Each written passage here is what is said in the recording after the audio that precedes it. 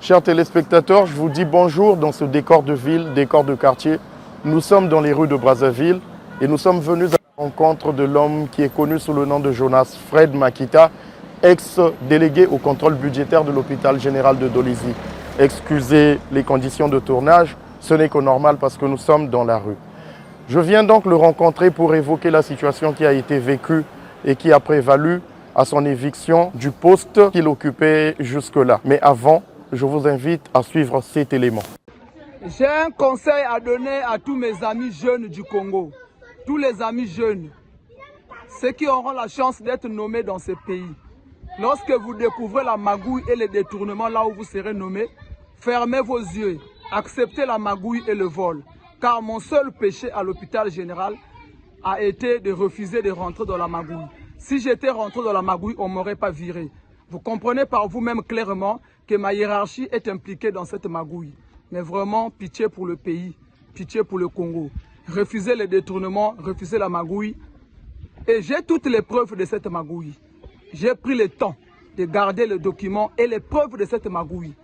Devant n'importe quelle juridiction, je répondrai pour expliquer, pour prouver, Papa Sassou, les gens parfois que vous nommez, s'il y a des arriérés au Congo, c'est parce que la masse salariale des hôpitaux généraux du Congo n'est pas vraie. Et j'ai découvert que dans la masse salariale de l'hôpital général de Dolisie, c'est même le quadruple de la vraie masse salariale. Mon plus grand péché, c'est de découvrir que dans la masse salariale de l'hôpital général de Dolisie, ce que le gouvernement envoie par mois pour payer un mois, normalement ça devrait payer 4 mois. Désormais, appelez-moi l'Amir Ngele, parce que je viens de subir ce qu'a subi l'Amir Ngele. Désormais, je m'appelle l'Amir Ngele. C'est tout sourire que je vous rencontre dans la rue. Nous avons tous suivi l'actualité et nous avons vu un peu tout ce qui s'est dit dans les médias. Nous avons notamment suivi votre interview sur R7 TLR TV avec Christian Perrin et nous avons vu la vidéo que nous venons de visionner tous ensemble. Est-ce que vous pouvez nous dire de façon succincte ce qui s'est réellement passé entre vous et le staff dirigeant de l'hôpital général de Dolisie? Ok, ce qui s'est réellement passé est que moi j'ai été installé le 7 juin comme délégué au contrôle budgétaire de l'hôpital général de Dolisie. Délégué au contrôle budgétaire de l'hôpital général de Dolisie, mon rôle était de valider toutes les dépenses. C'est-à-dire qu'aucune dépense ne pouvait se faire dans cet hôpital si je n'ai pas visé. Les DG pouvaient ordonner une dépense, mais je dois voir la qualité de la dépense, l'opportunité de la dépense et apprécier cette dépense. Mais quand j'arrive dans cet hôpital, la comptable garde secrète la situation financière. Okay. On me demande de valider sur les états des besoins, là où on doit payer les fournisseurs et autres, sans connaître la situation financière de l'hôpital, ce qui n'est pas possible. Mais le plus grand problème qui nous a vraiment divisé, c'est la masse salariale. Okay. Le DG me présente l'engagement de la masse salariale du mois de juin. Vous savez que moi, je dois viser sur l'engagement de la masse salariale. Lorsque vous visez sur l'engagement de la masse salariale, ça veut dire que vous êtes sûr des effectifs. À l'hôpital général, 494 agents. Okay. Donc lorsque vous visez, ça veut dire que vous êtes rassuré qu'il y a 494 agents. Effectivement. Lorsque vous visez, vous êtes rassuré que le montant qui est là correspond aux 494 agents. Tout à fait. Dans mon incompétence, comme on le dit, que je suis incompétent, je sais que la masse salariale, c'est la somme des salaires. Tout à fait. Mais dans l'engagement de cette masse salariale, je me suis rendu compte qu'il y avait 2 lignes qui ne répondaient pas au salaire. J'ai demandé au DG, mais les 2 lignes là, c'est quoi? Pendant 3 jours de débat, il ne voulait pas me dire. Et après, il m'a avoué que ces 2 lignes que vous voyez, vous aurez votre part une fois que vous visez. Je dis, tiens, j'ai compris aussitôt que c'est un détournement. Ok. J'ai dit, mais c'est quand même une somme colossale. Tout à fait. Ou en tout cas, tu auras ta part. J'ai refusé. Il a organisé une réunion, là où on était d'abord seul à seul. Après, il a organisé une réunion avec tout le staff. On a parlé de ces 2 lignes, j'ai toujours refusé. J'ai dit, je ne vise pas. Après, le président du comité de direction de l'hôpital a quitté Brazza est venu. Parce que moi, pendant toute cette tracasserie, j'ai contacté ma hiérarchie, qui est donc le DG du contrôle budgétaire. Il faut aussi connaître que mon rapport devait se faire chaque mois. J'étais installé le 7 juin, il fallait attendre le 7 juillet pour faire les rapports. Okay. Mais par rapport à la situation, j'ai informé le DG du contrôle budgétaire au téléphone, sur WhatsApp. J'ai même les captures d'écran là où je l'informais. J'ai la preuve que je l'informais. Il suivait la situation. En temps réel. En temps réel. Ok. Et j'ai même fait un rapport avant le 7 juillet Tout à fait. qu'il a reçu. Donc on s'est retrouvé en réunion avec le comité de direction et tout le staff pour statuer sur ça. Le DG dit, c'est vrai qu'avant je gérais cet argent d'une manière un peu floue et tout. Dorénavant, nous allons monter un comité ici. D'accord. Tous, nous allons gérer cet argent. Tout à fait. Cela veut dire que ça va nous revenir. J'ai refusé. J'ai dit, je ne peux pas. Tout le staff m'a rejoint. Le DRH, DEF et le président du comité de direction dit non, il faut enlever ça. Makita a dit il faut enlever ça et puis c'est un détournement. Le comité de direction a dit ça c'est un détournement, il faut enlever ça. La comptable et le DG s'opposent à ça, qu'on doit garder ça. Et le DG me dit à tout le monde, je n'enlève pas ça, je vais aller à Brazzaville. Seul le ministre peut dire si j'enlèverai ça ou pas. Et on va voir. Makita, on va voir si tu vas refuser ce qu'elle va dire. Je lui ai répondu, monsieur le DG, même si c'est le ministre qui m'appelle, étant donné que c'est un détournement, nous sommes tous d'accord ici que c'est un détournement, je ne viserai pas. Je ne peux pas accepter. Il dit, on verra. Nous avons mis une pause sur la masse salariale et j'ai dit au président du comité de direction, mais la comptable est présente, comme elle est tout le temps absente à Dolisie, je pose la situation devant vous. La situation financière de l'hôpital, je ne maîtrise pas. Les recettes, on ne sait pas là où ça va. Les journaux des recettes, elle ne me présente pas. Les déclarations, elle ne me présentent pas. Le CODIR lui a dit, madame, il faut faire ce qu'on te demande. Le CODIR a demandé à voir mes missions, donc les textes. Dès qu'il a parcouru les 2 premières lignes, elle a dit, madame, il faut qu'il y ait une transparence entre vous et le délégué. Et même le DG a intervenu. Le DG a dit à la comptable, mais je ne vois pas qu'est-ce que vous... De mettre à votre disposition toutes les pièces. Mais à la disposition du délégué, tout ce qu'il demande. D'accord. Et même moi, à mon niveau, apparemment, vous la comptable, il y a des informations qui m'échappent maintenant. Elle a dit, elle ne mettra pas ça à ma disposition, devant tout le monde. Elle a même dit, d'ailleurs, demain, je repars à Brazza. Le CODIR a dit, vous ne voyagez pas. Parce que moi, oh non, demain, je pars, moi, je pars. Je dis, vous voyez, elle ne vit pas ici. Le lendemain, le DG part à Brazza, comme il avait dit. Même pas 2 jours. Il revient sur Dolisie.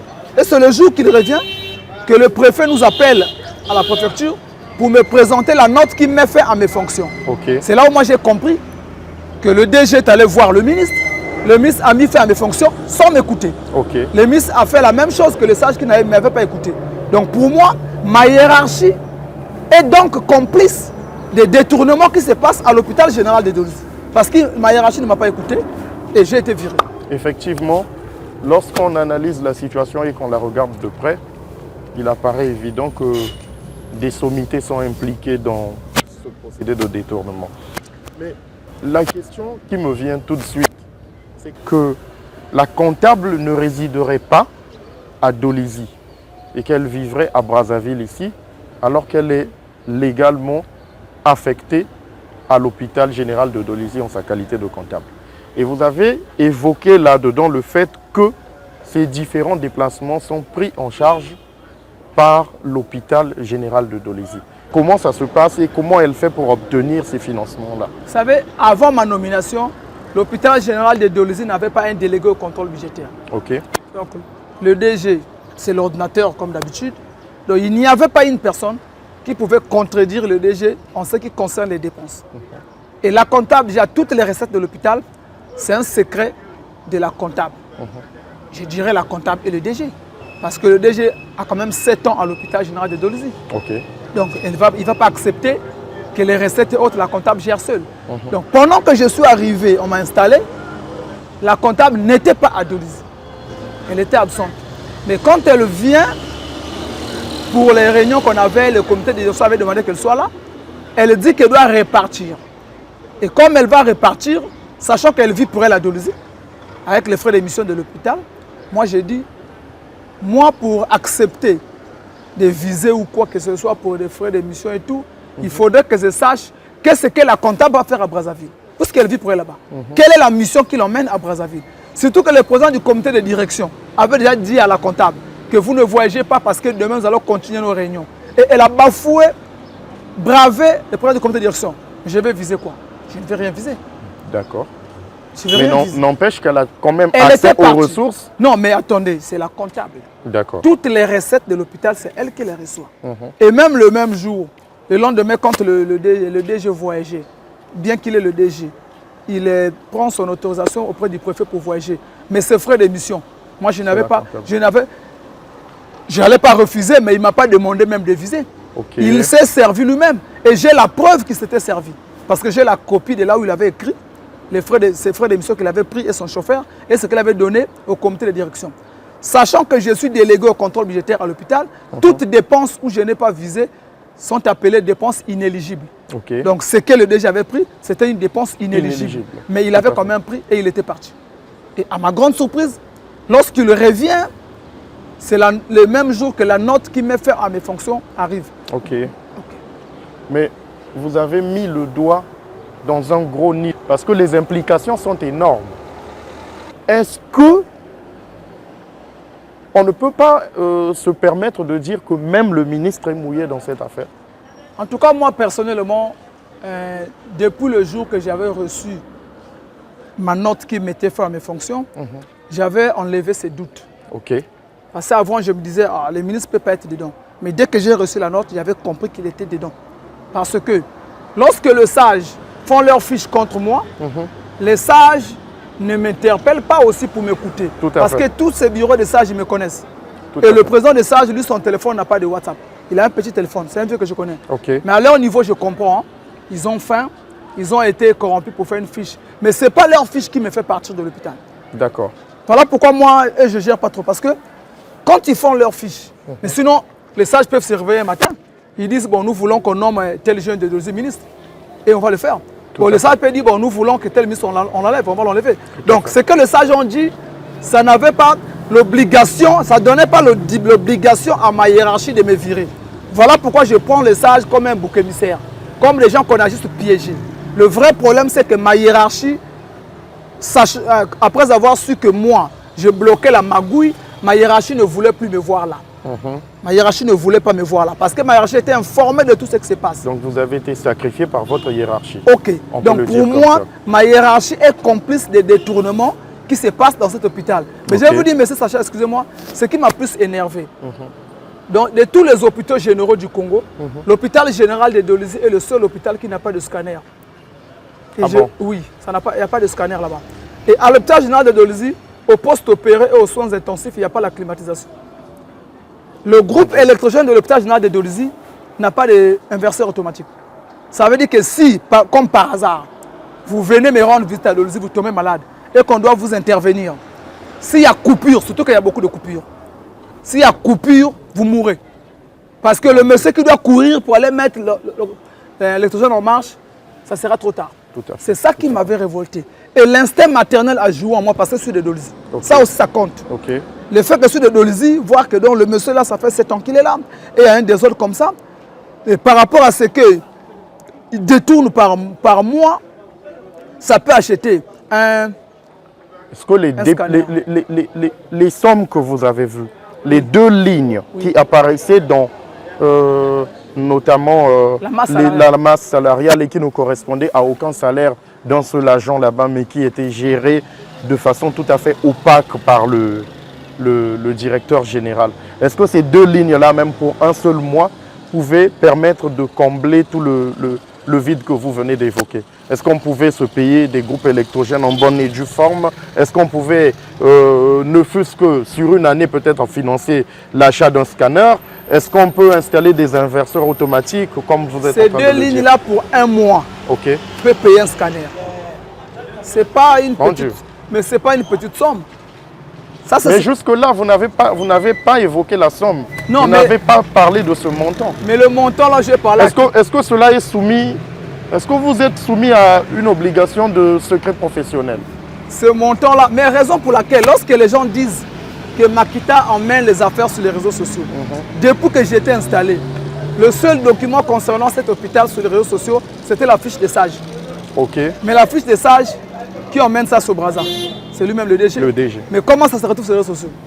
Donc c'est entre les sages et les DG qui emmènent ça sur les réseaux sociaux. Tout à fait. Donc c'est pas Makita. Mais les sages n'ont pas déjà de WhatsApp. Donc maintenant moi, facilement c'est le DG. Moi qui avais l'accès à tous les documents là, l'engagement de salaire, je parle bien, j'avais ça. Et puisque j'ai ça, j'avais filmé ça. Mais je n'ai jamais mis ça sur les réseaux sociaux. Donc vous comprenez que tout ce qu'on raconte, ce sont des conneries. J'en ai et j'avais présenté à qui des droits. Les services en ont.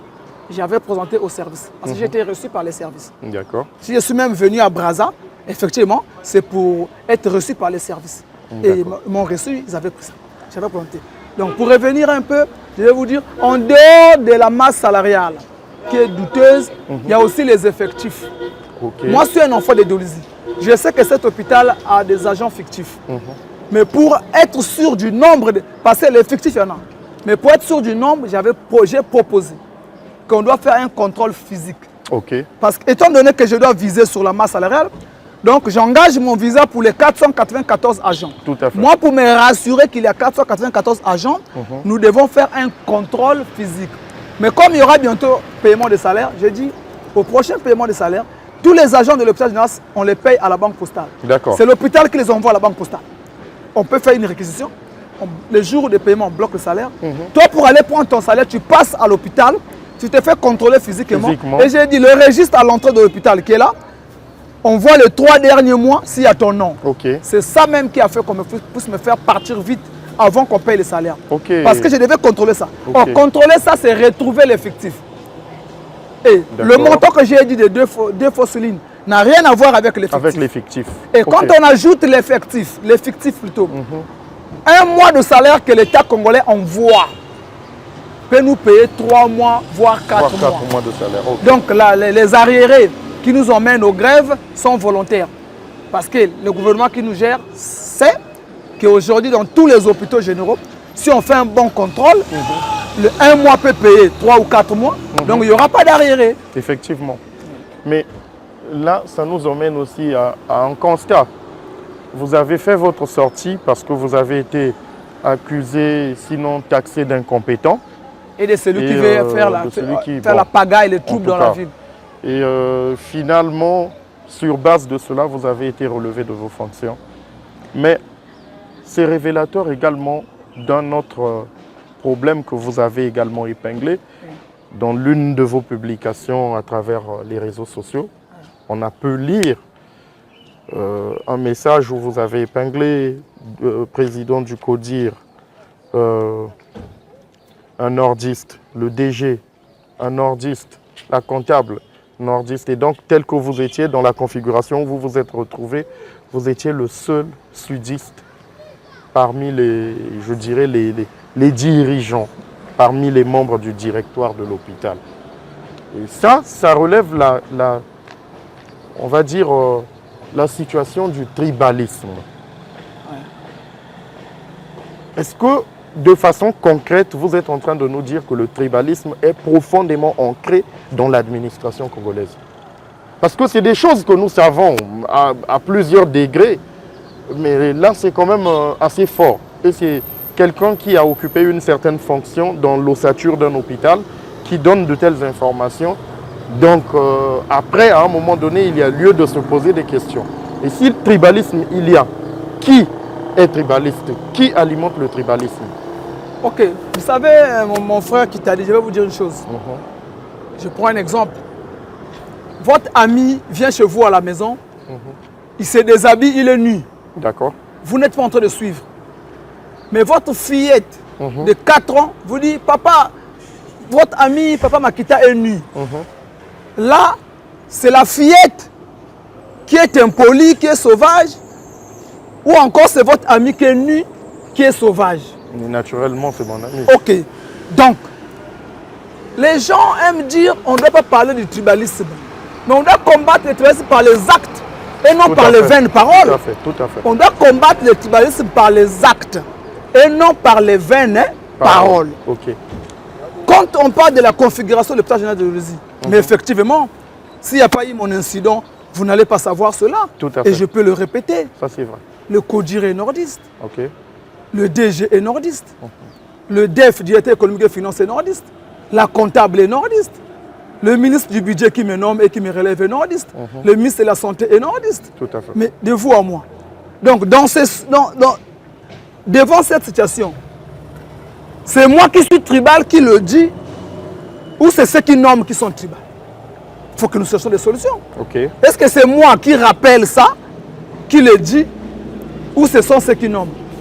Vous savez, quand on veut être ami avec quelqu'un, il faut apprendre à se dire la vérité. Effectivement. Mais ce qui t'a dit, moi je ne suis pas à l'opposition. Hein. Je ne suis pas à l'opposition. Ça, je le sais. Nous le savons d'ailleurs. Je ne suis pas à l'opposition. Ceux qui vous connaissent à travers vos publications et vos apparitions dans les médias savent que vous êtes un fervent soutien du pouvoir, du président de la République, du Premier ministre Anatole Poligny Makosso. J'avais quitté l'opposition depuis 2016. J'étais porte-parole de la jeunesse de l'IPADES Peau Noire, Kouilou, en 2015 pendant le référendum. Et en 2016, j'avais compris que c'était du n'importe quoi. Donc depuis 2017 à aujourd'hui, je soutiens le pouvoir. D'accord. Et en 2021, j'ai bâti campagne pour le Président Sassou. C'est pour la première fois que le Président Sassou a eu des bons résultats à Dolisie en 2021. Parce que nous autres là, on l'a soutenu. D'accord. Donc, les vrais ennemis de la République, ce sont ceux-là qui se comportent contrairement à la volonté du chef de l'État. Si le chef de l'État nomme toutes les ethnies, mais pourquoi les autres nomment que leurs ethnies? Et quand on vient pour condamner cela, c'est moi qui suis tribal, mais je suis désolé. Mais est-ce qu'on peut considérer que par votre éviction, Jonas Fred Makita est victime de tribalisme aussi? Oui. Oui. Parce que un père de famille, un chef, n'écoute pas un seul côté. Lorsque le DG a dit « je vais aller voir le ministre », j'avoue qu'il n'a pas précisé quel ministre. Mais il n'y a que 2 ministres qui gèrent les hôpitaux. Le ministre de la Santé, il est nordiste. Le ministre du Budget, il est nordiste. Donc des 2, il venait certainement voir un. Mais celui qui m'a relevé, c'est Gati. D'accord. Et la lettre de ça, il s'adressait au ministre de la Santé, qui ne m'a pas nommé. Mais j'ai été relevé sans être écouté. Mais de vous à moi. Le ministre a écouté son parent. Et il m'a relevé. Tout à fait. Mais moi aussi, l'instinct maternel, je suis un fils de Dolisie. Voir quand même que moi, mon village est à 135 km de Dolisie, donc à Loubeti. D'accord. Donc si mon oncle tombe sur un arbre à Loubeti et qu'on l'emmène à Dolisie, on a besoin d'un scanner, mais il va mourir, il n'y a pas de scanner. On va le vaquer sur Peau Noire, il mourra sur la montagne Maseka. Mais donc je considère que, comme dans la gestion de cet hôpital, tous ne sont pas des Dolisie, mais ça joue. Dire ça, c'est moi le tribal. Ou c'est celui qui est DG, ça fait 7 ans, qui a des lignes, il est en train de bouffer ces lignes-là, c'est pas avec qui. Peu importe la rétrocession qu'il fait, il fait ça à qui? On connaît, le ministre est nordiste. Donc il le fait à son parent nordiste. Donc dire ça, c'est pas moi qui est tribal. Mais la mauvaise gestion qu'il fait, je ne pense pas que s'il était dans une zone où il a ses parents, il a ses affinités, qu'il devait le faire. Donc le tribalisme ne vient pas des Makita. Le tribalisme vient des actes que les gens commettent. Et même à l'hôpital général de Dolisie, si vous faites un contrôle sur les 400 qu'on dit agents là, vous allez remarquer qu'il y a même plus de ses parents là-bas. Tout à fait. Et quelque part, vous avez aussi souligné, on va le dire comme ça, vous avez souligné que la situation vécue à l'hôpital général de Dolisie est la même dans tous les hôpitaux généraux du Congo. Mais bien sûr qu'elle est la même. Parce que lorsque le DG vous dit, c'est toi qui vas changer ce pays-là, les 2 lignes là sont partout dans tous les hôpitaux généraux du Congo. Ah d'accord, donc en fait ce sont les propos du DG que vous rapportez. Mais bien sûr, et ça me confie. Et puis il y a une chose. Propos tenus devant témoins. Et moi, non, là où il me dit que les 2 lignes là sont partout dans tous les hôpitaux, c'est devant témoins, devant tout le monde. Ça il a dit. Et ceux qui étaient là au staff savent. Maintenant, qu'est-ce que j'allais dire? Je n'étais pas nommé seul. Hein. J'ai d'autres amis jeunes qui ont été nommés comme délégués au contrôle budgétaire. Et quand j'avais des soucis, on s'appelait entre amis, non, pour se donner un peu des idées, comment ça se passe chez toi là-bas. Mais j'ai un ami qui est même ici à Brazzaville, que je ne peux pas citer le nom, qui me disait, mais si tu ne rentres pas dans la magouille, tu vas perdre ton poste. Tu as eu ton manioc, préserve ton manioc.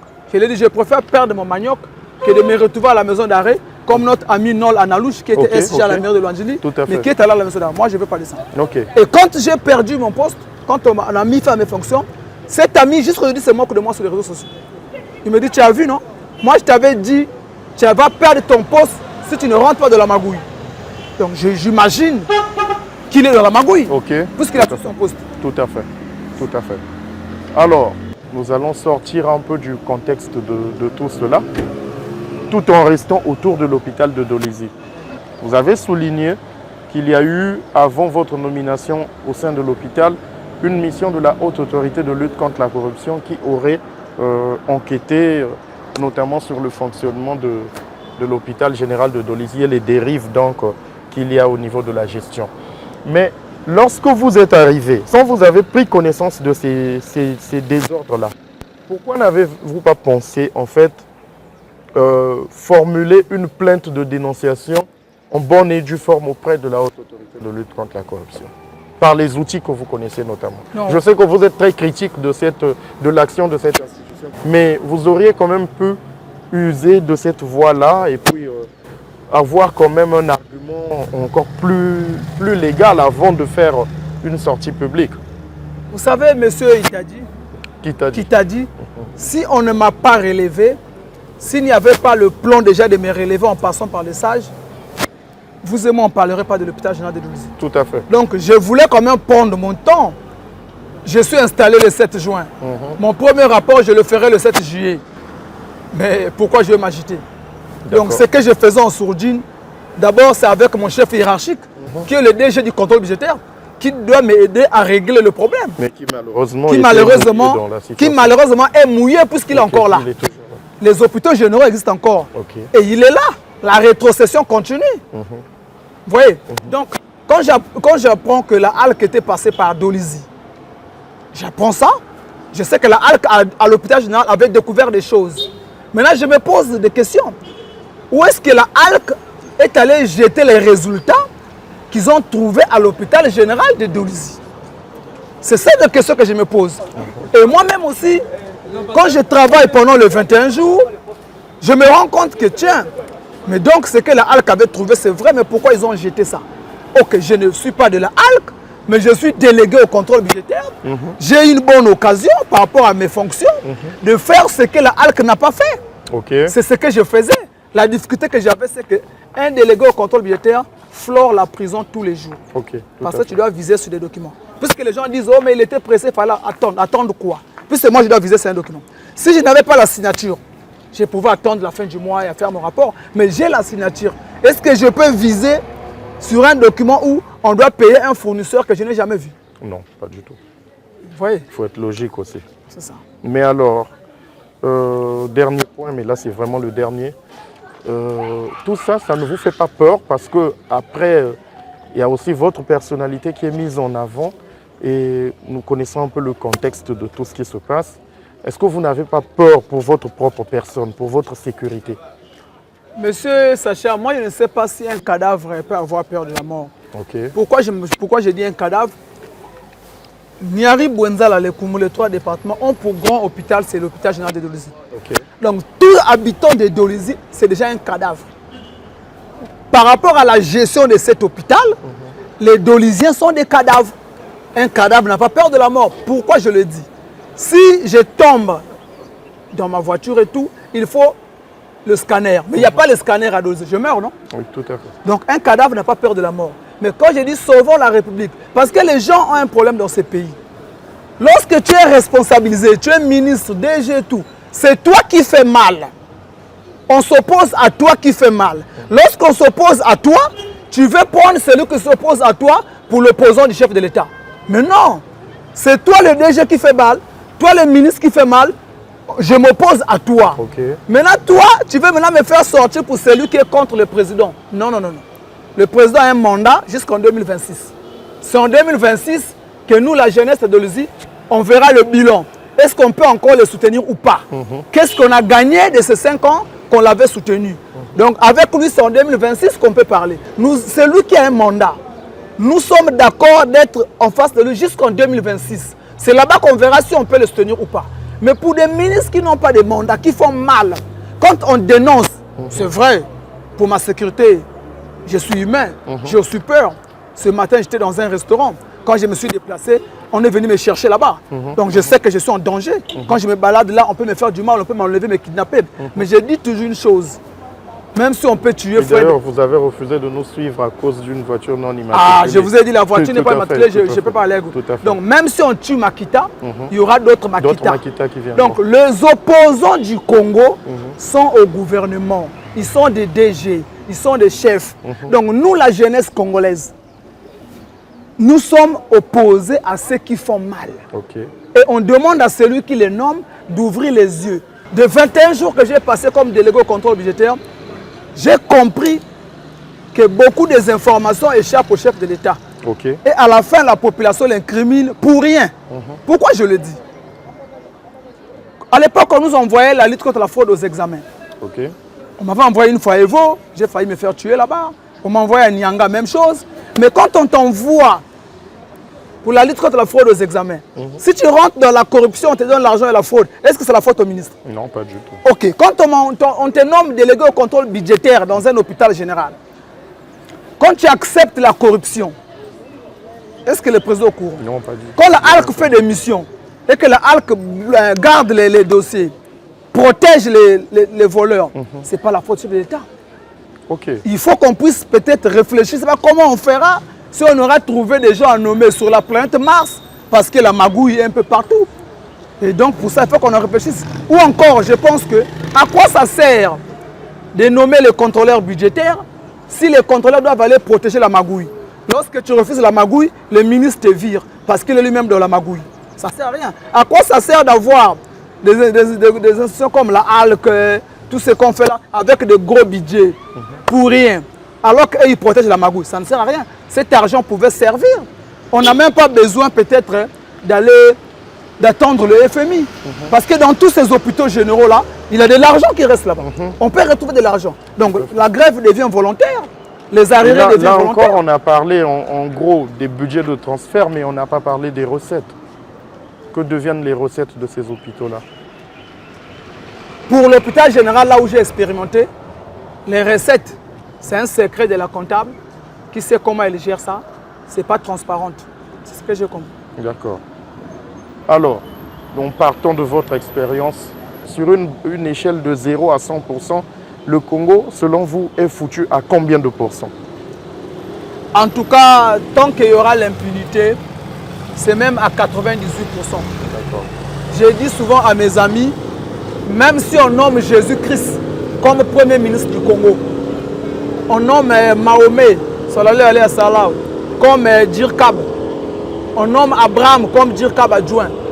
Tant que certaines têtes resteront au gouvernement, Jésus-Christ là va échouer. Le vrai problème du Congo, c'est qu'il y a un groupe de gens qui ont pris ces pays en otage, qui sont devenus plus riches et plus forts même que la République. Il faut que les Congolais aient ce courage de dénoncer, que nous ayons ce courage d'aller contrôler, vérifier et récupérer de l'argent que les bandits ont pris pour la République. C'est sur ces mots donc de Jonas Fred Makita que nous mettons un terme à cet entretien de rue, en tout cas un entretien convivial que nous avons eu. Le mot, il est unique, sauvons la République. Sauvons la République parce que 98%, selon son estimation, c'est quand même beaucoup. Il ne reste que 2%, essayons de remonter ces 2%. Sauvons ensemble la République. Je vous dis à une prochaine fois. Merci.